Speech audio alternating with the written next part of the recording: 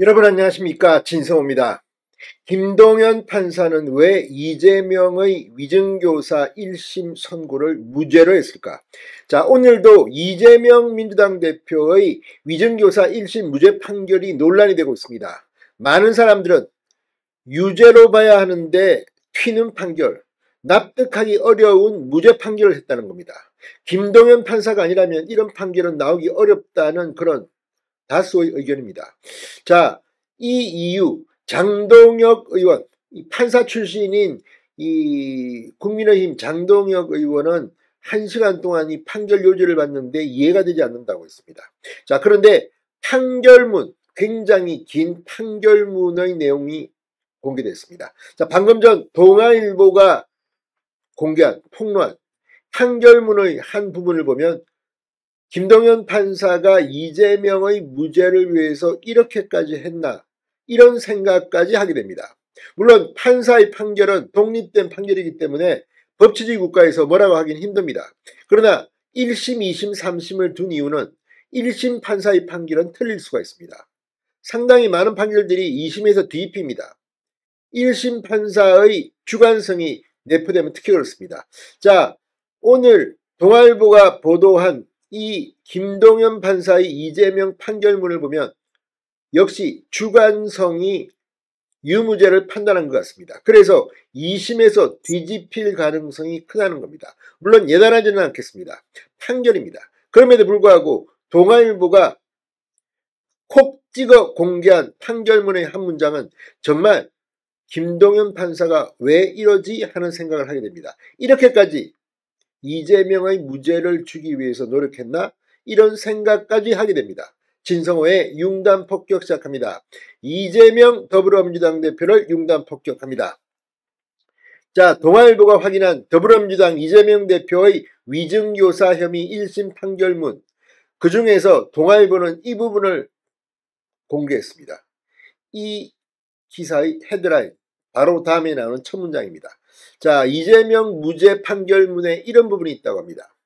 교사자가 막연하게 살인범의 살인을 예견했다고 해서 살인범이 예상치 못한 특정인을 살인한 경우 이에 대한 교사자의 고의가 있다고 보긴 어려울 것이다. 이 문장 좀 이상하지 않습니까? 왜 하필 이 위증교사의 이 재판에 살인범이 예상치 못한 특정인을 살해한 경우 교사자의 고의가 있다고 보기 어려울 것이다. 자, 이번 이재명 대표가 위증교사에서 대다수의 사람들이 유죄가 날 걸로 봤는데 무죄가 나왔습니다. 그런데 그 이유가 고의성이 없다, 이겁니다.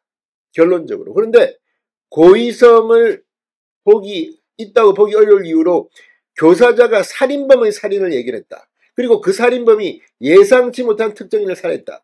이런 예를 김동연 판사가 들었습니다. 이게 적절한 예라고 생각하십니까?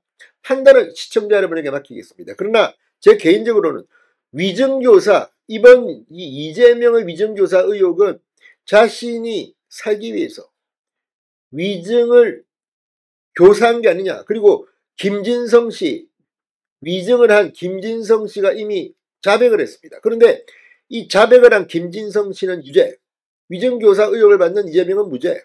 그러면 김진성은 왜, 뭐 때문에 아무런 부탁도 없이, 자기한테는 아무런 이익도 없이 벌받겠다고 한 겁니까? 양심선을 한 겁니까? 뭡니까 이게? 자, 동아일보가 방금 전 보도한 김동연 부장판사 서울중앙지법 형사합의 33부 판결문입니다. 자, 이재명 대표가 2018년 12월 22일, 24일 김진성 씨, 고 김병란 전 경기도 성남시장의 수행비서와 통화할 당시 향후 김 씨의 위증 가능성을 구체적으로 인지하지 못했다면 위증에 대한 이재명의 고의가 인정되지 않는다는 뜻입니다. 자, 재판부는 모두 83페이지 분량에 걸친 판결문을 통해 김진성 씨에 대한 이재명의 발언이 위증교사로 볼 여지가 있다는 점을 수차례 언급했습니다. 그러나 이 같은 증거만으로는 고의성 여부를 미루어 판단하기 어렵다고 지적했습니다. 위증교사죄는 다의적으로 해석될 여지가 없이 교사행위 및 고의성이 입증되어야 하는데 이 부분이 부족하다, 이런 취지로 해석됩니다. 자, 2018년 12월 20일자 통화에서 이재명이 김진성에게 변론 요지서를 보냈다고 하자 보내겠다고 하자 김 씨가 제가 거기 맞춰서 뭐 해야죠 라고 말한 부분 등이 대표적입니다. 이에 대해 재판부는 김진성 씨가 변론 요청서에 기재된 대로 증언하겠다고 해석할 여지가 있다면서도 이재명 대표가 안 본 거 얘기할 필요 없고 시장님이 어떤 입장이었는지 상기해달라고 말하기도 해 이 사정만으로 이재명 대표가 위증을 요구했다고 보기 어렵다고 판시했습니다. 같은 날 통화에서 이재명 대표가 어차피 세월도 다 지나버렸고 저기 뭐 시장님은 돌아가셨고 라고 말한 부분도 마찬가지입니다. 재판부는 김병량이 이미 사망해 이재명 대표의 주장과 반대되는 증거가 제시되기 어려운 점을 이용해 허위 증언을 요청한 것이라고 해석할 여지가 있다. 이러면서도 세월이 많이 지났고 정치적 적대관계에 있던 분이 돌아가셨으니 이제는 사실대로 진술해달라는 취지로 해석할 여지도 있다고 판단했습니다. 모든 것이 이재명에게 유리하게 판단한 게 아니냐는 의심이 듭니다. 이재명을 살리려고 김동연 판사가 이렇게까지 했나 이렇게 비판할 여지가 있습니다. 다만 이렇게 양측이 충돌할 때는 피고인에게 유리한 쪽으로 재판 결과는 나오는 것이 사실 맞긴 합니다. 그럼에도 불구하고 살인범을 인용하면서까지 이재명 대표의 무죄를 선고했다. 지금 이 판결을 놓고 상당히 많은 법조인들 이해하기 힘들다는 말을 합니다. 물론 무죄가 맞다는 사람도 없지는 않습니다. 그럼에도 불구하고 이 판결은 상당히 논란이 될 것으로 보입니다. 자, 동아일보는 법조계에서는 항소심 재판부가 고의성을 어떻게 판단하느냐가 쟁점이 될 거라는 전망입니다. 수도권 지역의 한 부장판사는 고의와 같은 주관적 의사에 대해서는 그 인정 범위가 재판부마다 다를 수 있다. 검찰 측은 1심 선고 이후 즉각 항소 의사를 밝혔습니다.